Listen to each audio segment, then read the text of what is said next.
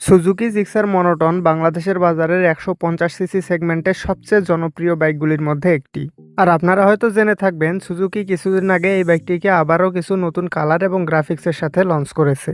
কিন্তু 2025 সালে এসে এই বাইকটি কি কেনা আপনার জন্য উচিত হবে? তো চলুন এই ভিডিওতে সুজুকি জিক্সার মনোটনের ফুল স্পেসিফিকেশন সম্পর্কে জেনে আসা যাক। আর ভিডিওর শেষ অংশে আমি আপনাদেরকে জানিয়ে দেব এই বাইকটির কিছু ভালো এবং খারাপ দিক, আর এটা কেনা আপনার জন্য উচিত হবে কিনা তার সম্পর্কে। তো চলুন সকল বাজে কথা বাদ দিয়ে ভিডিওটি শুরু করা যাক। বাইকটির ফ্রন্ট টায়ার হিসেবে ব্যবহার করা হয়েছে 100/80 সেকশনের টিউবলেস টায়ার এবং পিছনে ব্যবহার করা হয়েছে 140/60 সেকশনের মোটা টিউবলেস টায়ার। আর 150 সিসি সেগমেন্টের বাইকগুলোতে সাধারণত এই সাইজের টায়ারই ব্যবহার করা হয়। আর এই বাইকটির ফ্রন্ট সাসপেনশন হিসেবে ব্যবহার করা হয়েছে সেম আগের মতোই টেলিস্কোপিক সাসপেনশনস এবং পিছনে ব্যবহার করা হয়েছে 7 স্টেপ অ্যাডজাস্টেবল মনোশক সাসপেনশন। বাইকটিতে ব্যবহার করা হয়েছে ফুল ডিজিটাল ইনস্ট্রুমেন্ট ক্লাস্টার বা স্পিডোমিটার, যেখানে RPM meter, speedometer, odometer, trip meter, gear position indicator, service reminder সহ সকল বেসিক ইনফরমেশন শো করে। কিন্তু এই বাইকটিতে ব্লুটুথ কানেক্টিভিটি বা সেরকম কোনো হাইটেক ফিচার্সও নেই। বাইকটির ব্রেকিং সিস্টেম হিসাবে সামনে ব্যবহার করা হয়েছে 266 মিলিমিটারের ডিস্ক ব্রেক এবং পিছনে ব্যবহার করা হয়েছে 130 মিলিমিটারের ড্রাম ব্রেক। আর এই বাইকটিতে কোনো এবিএস বা সিবিএস এর অপশনই নেই। বাইকটির সিট হাইট 780 মিলিমিটার এবং ওজন মাত্র 135 কেজি, যার ফলে আপনার হাইট যদি 5 ফিট 3 ইঞ্চি বা তার উপরে হয় তাহলে এই বাইকটি আপনি কমফোর্টেবলি চালাতে পারবেন। তবে একটু কম হলেও চালাতে পারবেন, কিন্তু কমফোর্টেবলি চালাতে পারবেন না। বাইকটির গ্রাউন্ড ক্লিয়ারেন্স 160 মিলিমিটার এবং ওভারঅল লেন 2050 মিলিমিটার, যেটা বাংলাদেশের রাস্তার প্রেক্ষাপটে যথেষ্ট ভালো।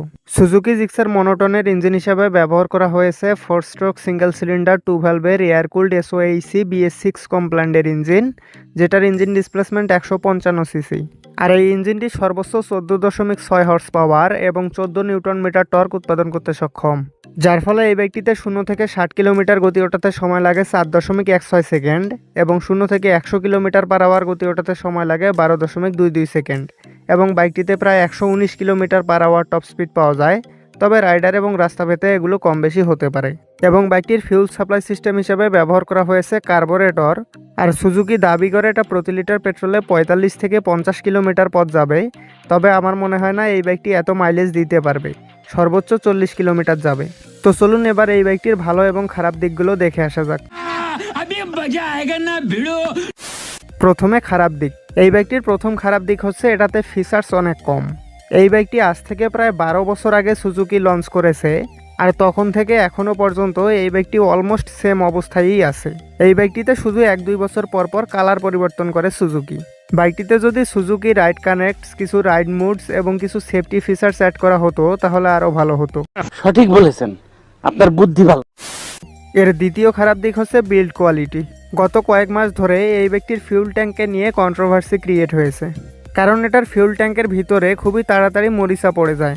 আর এত দাম দিয়ে একটা বাইক কেনার পরে যদি সেটার ফিউল ট্যাঙ্কের ভিতরে মরিচা পড়ে তাহলে কেমন লাগতে পারে।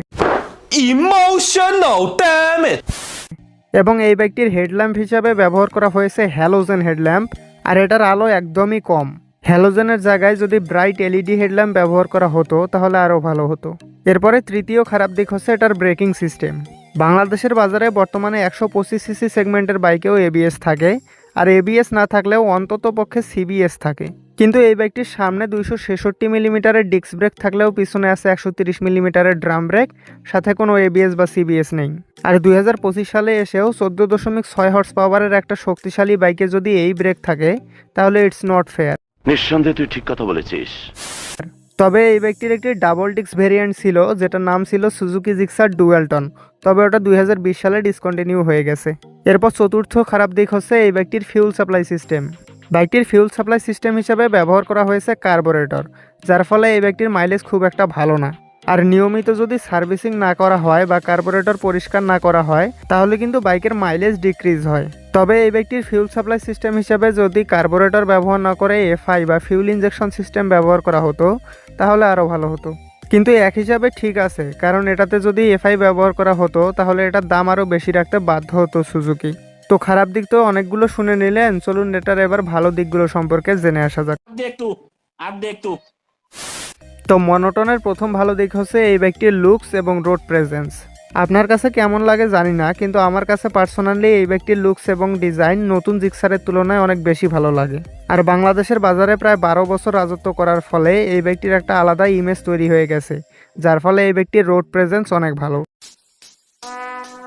would like to take notes while I take totes. দ্বিতীয় ভালো দিক হচ্ছে এই বাইকটির ইনিশিয়াল পাওয়ার বা রেডি পিকআপ।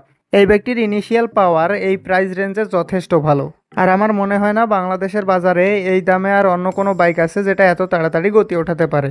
এরপর তৃতীয় এবং সর্বশেষ ভালো দিক হচ্ছে এই বাইকটির কমফোর্টনেস এবং কন্ট্রোলিং।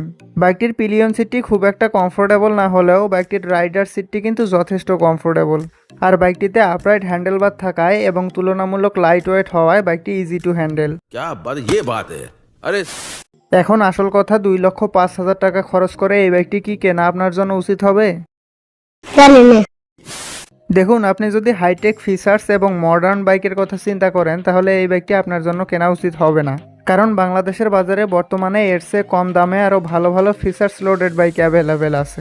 কিন্তু আপনি যদি 2 লক্ষ টাকা বাজেটের মধ্যে একটা মোটামুটি পারফরমেন্স ওরিয়েন্টেড বাইক চান, তার সাথে আবার থাকবে জিক্সারের ব্র্যান্ড ইমেজ, তাহলে এই বাইকটি কেনা আপনার জন্য অবশ্যই উচিত হবে।